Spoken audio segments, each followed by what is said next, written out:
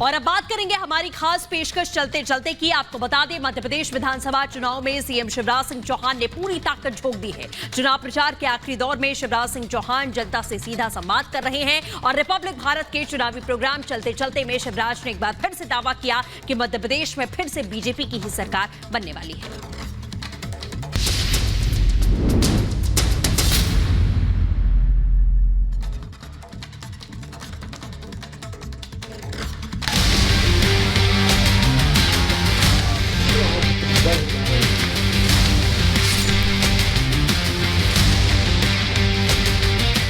निरंतर सफर चलता रहता है और राजनीति का सफर भी कुछ ऐसा ही रहा है मुख्यमंत्री शिवराज सिंह चौहान का, जो लगभग 20 वर्षों तक इसी तरह निरंतर चुनाव प्रचार तो करते ही हैं, लेकिन लोगों के मन में बसे हुए हैं। तो ये एनर्जी कहां से आती है और इतना चुनाव प्रचार के बाद अभी वो क्या सोचते हैं, बात करते हैं। हमारे साथ जुड़ गए हैं मुख्यमंत्री शिवराज सिंह चौहान।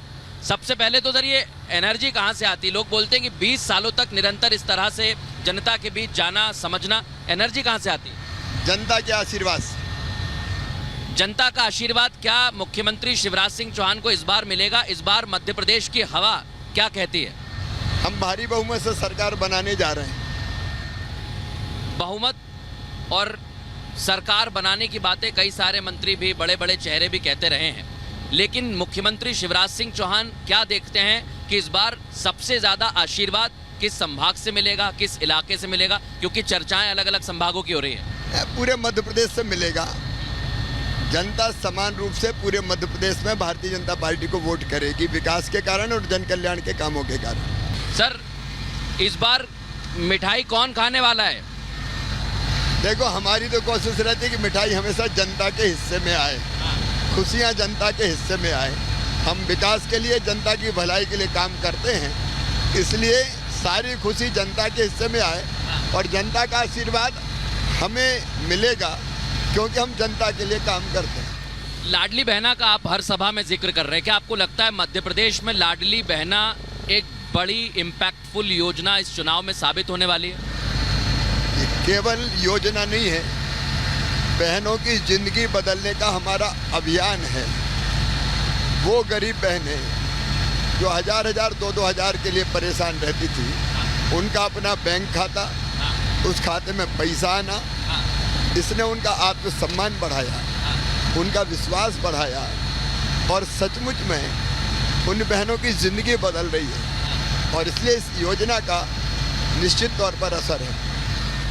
कांग्रेस आरोप लगाती है कि ये कम पैसा दे रहे हैं, इनके पास घोषणा ज़्यादा कर देते हैं, पैसा कम दे रहे हैं, हम तो 1500 ही देंगे। ये क्या लगता है आपको, ये वादा कैसा है?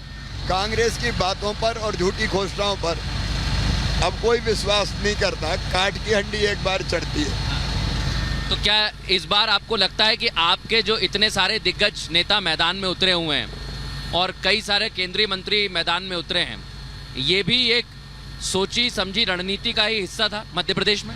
हाँ, भाजपा की रणनीति है। हर एक कार्यकर्ता है, कोई छोटा बड़ा नेता हमारे यहाँ नहीं होता।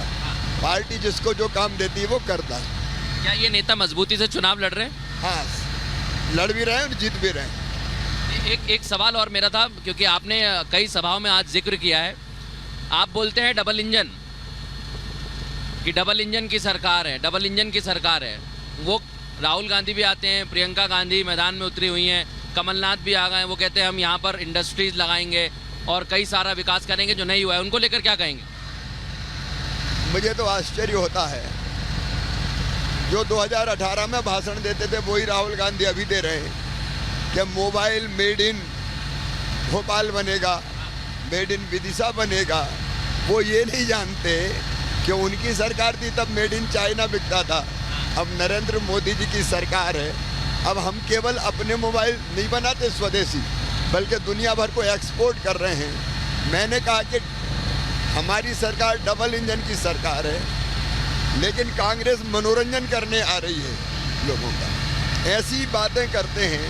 अब प्रियंका जी आके कहती है कि राम 13 साल के लिए वनवास गए थे, तो लोग हंसते हैं। बच्चा जानता है 14 साल के लिए गए थे। अब वो पेट्रोल और डीजल पे जीएसटी लगा देते हैं, उनको खाली गुलदस्ता लोग भेंट कर देती है, तो कुछ भी होता है। तो ये चीज़ें तो लोगों का मनोरंजन ही करती है, कोई गंभीरता से नहीं लेता। गंतव्य तक पहुंचने वाले हैं। बस दो जानकारी चाहता हूं मैं छोटी छोटी आपसे, क्योंकि आपने राम जी का जिक्र किया है तो पूछ ही लेता हूं। राम मंदिर के पोस्टर लगे उद्घाटन के, तो कांग्रेस ने कहा कि ये राम को मैदान में ले आते, राम को चुनाव में ले आते, क्या कहेंगे? राम हमारे लिए श्रद्धा और आस्था के विषय है।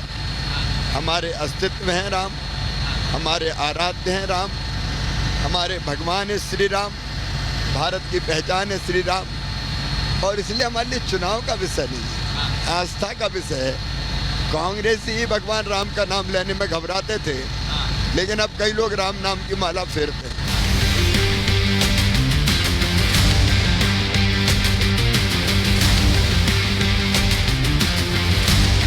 आपके एनर्जी को देखकर और 20 सालों में अभी तक कई सारे कार्यकाल में गंभीर आरोप भी लगे हैं, नकारात्मकता की राजनीति भी हुई है।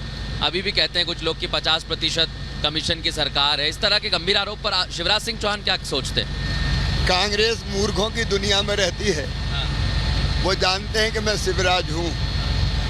जनता मुझे अंदर से जानती है और इसलिए उनने सोचा था कोई झूठ बोलते रहेंगे तो चिपक जाएगा, लेकिन ये प्रदेश और प्रदेश की जनता जानती कि शिवराज क्या है। सारे आरोप मनगढ़ंत, झूठे कहीं चिपक ही नहीं सकते।